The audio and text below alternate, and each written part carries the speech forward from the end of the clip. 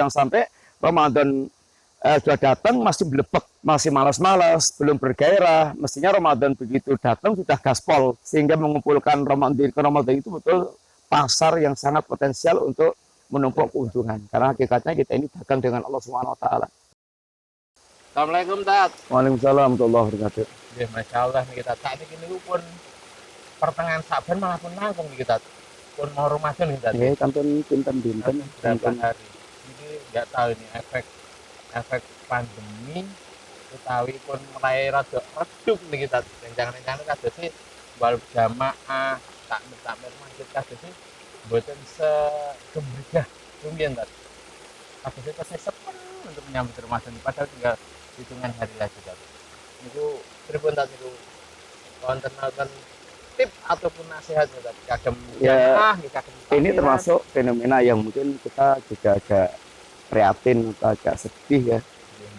Kalau sepinya itu maksudnya sepi sekarang udah nggak ada lagi padusan, nggak ada lagi rame-rame, laki perempuan itu nyambut Ramadan dengan cara-cara yang keliru itu ya alhamdulillah itu perkembangan yang bagus. Tapi kalau kemudian juga masjid tetap sepi atau mungkin juga orang malah sebagian masjid masih tutup atau sebagian orang malah masih juga trauma dengan pandemi atau dengan corona kemarin, ini termasuk ya bisa dibilang mungkin suasana hati nih Mas. Orang semangat menyambut atau enggak semangat itu kan kembali ini kepada hati kita. Sejauh mana pandangannya tentang Ramadan. Kalau Ramadan ini kan sebetulnya kan bulan spesial yang sudah semuanya tahulah kita utamanya banyak banget gitu. Tapi kalau pernah hati kita itu sedang anyep-anyep saja, adem-adem saja, nggak ada gerengseng menyambut Ramadan, ya fenomena yang perlu kita obati gitu. Dan memang iman itu kondisinya naik turun, dan kalau kebablasan turun ya bisa bahaya banget gitu. Karena kita juga matinya nggak tahu, sewaktu-waktu kita juga bisa kedatangan kematian, dan mati itu sangunya kan ya amal saleh. Kalau kita nggak semangat amal saleh ya itu lampu kuning harus betul-betul diingatkan itu. Ya, mungkin karena pandemi itu gitu sih. Pandemi kedangon, ibaratnya baterai lu robet apa gitu sih. Ya, hati kayak gitu. Perlu dicas, perlu diperbarui, perlu ditajdid. Nabi kita juga pernah mengatakan innal imana layak laku fi jawfi ahadikum kama yahlaku taub. Hati kita ini kayak baju yang bisa mengalami usang. Kalau baju kita pakai kena oli, kena kotoran, kena cipratan segala macam, maka kata Nabi, fas'alullaha, mintalah kepada Allah Subhanahu wa taala ayyujaddidal iman, supaya memperbarui iman. Sehingga iman kita perlu di refresh, perlu di cas lagi, perlu untuk ditingkatkan lagi, atau perlu ya untuk disemangati lagi, dibersihkan lagi, supaya iman kita juga moncer lagi, kemudian nyala lagi, kemudian hidup lagi.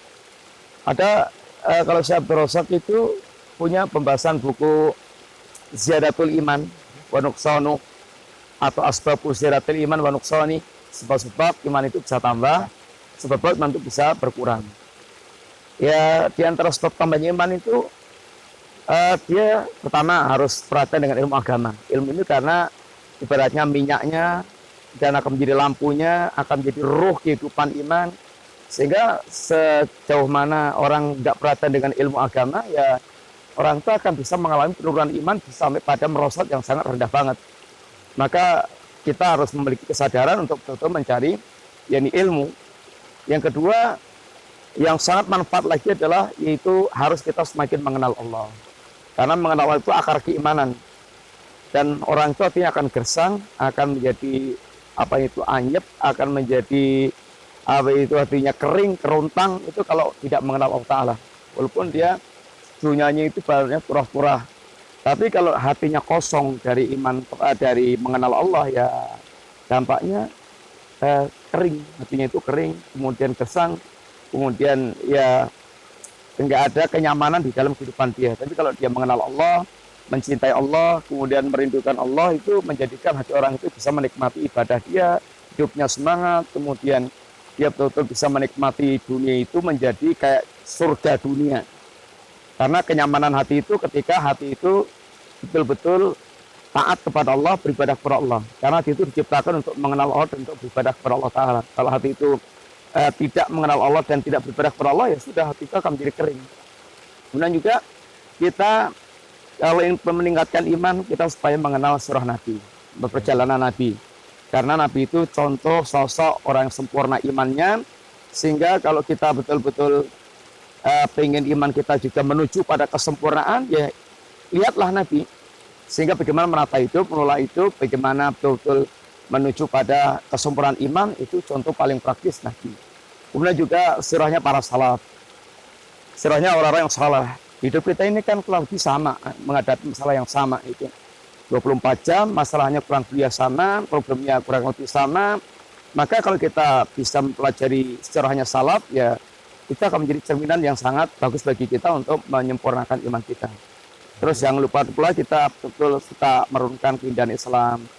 Kita lihat satu persatu ajaran Islam, betapa indahnya tauhid, indahnya ibadah, indahnya sholat, ibadah, indahnya puasa, indahnya itu ketaatan-ketaatan, indahnya menjauhi maksiat. Itu kalau kita renungkan dalam kehidupan, Masya Allah, itu Islam betul indah banget. Sehingga betul-betul dikatakan rahmatan lil alamin. Hidup ini tidak akan betul-betul bagus, baik, penuh dengan keadilan, dan penuh dengan persaudaraan, kecuali kalau orang betul-betul menerapkan Islam yang diajarkan oleh Nabi Sallallahu Alaihi Wasallam. Kemudian juga mesti kita waspada, karena kita itu begitu lahir itu kita menghadapi akan menjadi masalah-masalah yang akan menyesatkan kita dari diri kita. Itu diantara yang akan merusak iman itu ya pertama ya bodoh. Kalau kita bodoh agama itu ancaman namanya sasaran empuk setan untuk menyesatkan kita. Yang kedua, suka lalai. Kita sering dilalaikan dengan segala macam perkara itu sehingga mengabaikan agama. Pengabaian agama itu sangat bahaya banget. Kemudian yang ketiga, ya suka cicip-cicip maksiat. Maksiat itu sifatnya kalau udah dicicipi ya ketagihan. Ya ketagihan. Kemudian dalam ketagihan, kecanduan itu ya sangat berat untuk melepaskan dari maksiat itu. Karena sifatnya seperti garpu tala. Kadang-kadang orang maksiat itu kesel juga loh, Bang. Capek, kesal maksiat, tapi terus bergetar kuat lagi. Kayak garpu tala itu mau berhenti gitu, pengang lagi, terus akhirnya getar maksiatnya membuat dia kejebur lagi, keseret lagi.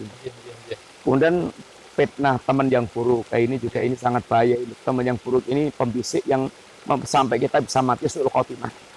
Kemudian fitnah dunia, ini kadang-kadang dunia itu ya kita butuh, tapi kalau kita terfitnah, kalau yang halal saja membuat kita terseret membuang waktu banyak.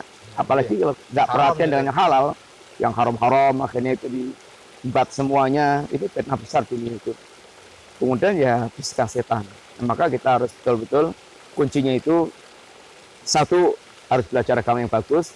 Kedua, hatinya bergantung kepada Allah, jangan lupa doa-doa kepada Allah.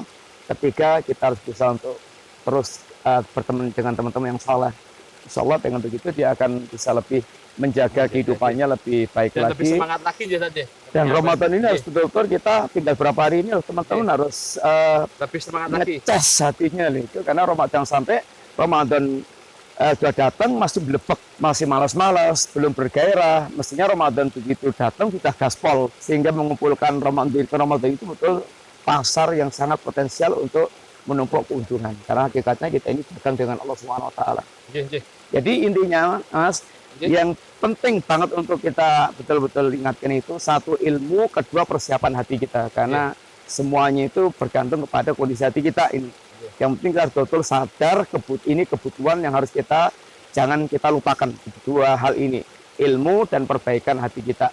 Mumpung masih ada kesempatan, maka jangan dilupakan.